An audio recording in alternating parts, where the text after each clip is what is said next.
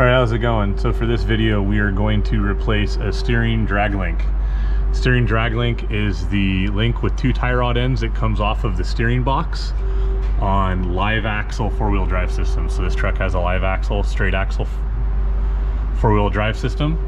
We have our steering box up here with our pitman arm, and then that connects to our drag link. Now this end right here, can't really see it because I have it on the flat rack, and I have it on the flat rack for a reason. I'll explain that in a second.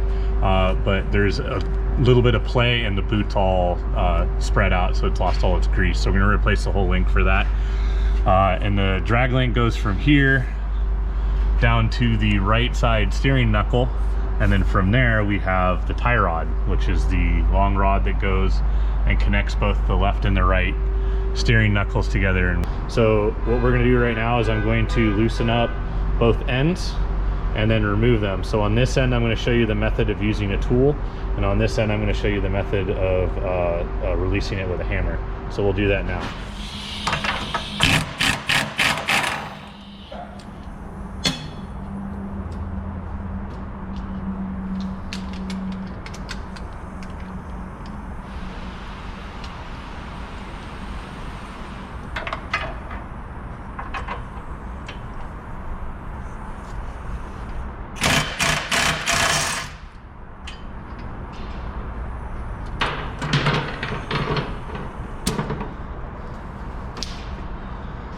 All right, so to pull this joint out, this is a tapered fit to where the pitman arm has a cone and the tie rod or the drag link end link has an equal cone, and they actually wedge themselves together. So even with the nut out, I can't get this out. The tricks to getting these out is you can hammer on these, but you don't hammer up. You hit this end with the hammer, and what that does is that shocks that taper and allows it to come up. Now these are all cast iron parts on this truck, so that's an acceptable repair, but it's not always the best thing to do because you can Brinell the sides and cause them to fold over. You never want to hit up on these. You'll wreck and potentially mushroom the threads and make it more difficult to get out. The other thing you can do is you can use a pickle fork. So you can use a pickle fork like this to go in between, and you hammer this end to get them out. These are really kind of a last resort. I don't really like using these. These will rip the boot. They make a big mess. They can also gouge in on whatever arm you're working on. So what I'm going to actually use is a puller.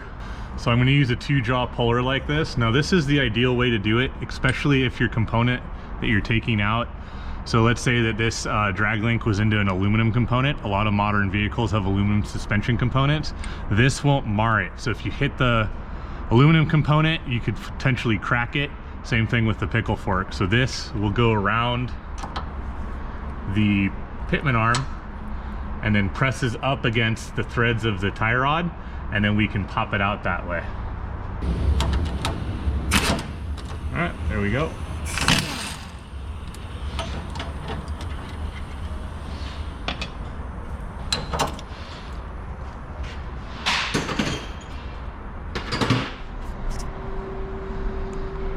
Alright, so we have our new and old drag links together. This one's got the trash boot and the worn out end right here. Our new one does have a different adjustment. This one you loosen both nuts and then turn this turnbuckle. This one actually has a collar that comes loose, and you turn this nut in and out to lengthen or shorten it. The other thing to note when you're replacing these is each one of these tie rods is held on with a nylon nut. These have to be replaced every time with new nylon nuts.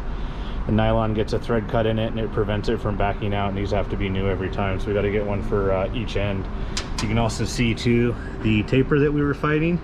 That's that taper end right there that wedges itself into the either the steering knuckle or into the pitman arm. So what we'll do is we'll install this new one and then we'll adjust it. I'm going to leave this adjustment a little bit loose because the truck is on the rack and it can't move. The steering wheel should be straight, and we can make the steering wheel straight according to that. So we'll go ahead and do that right now.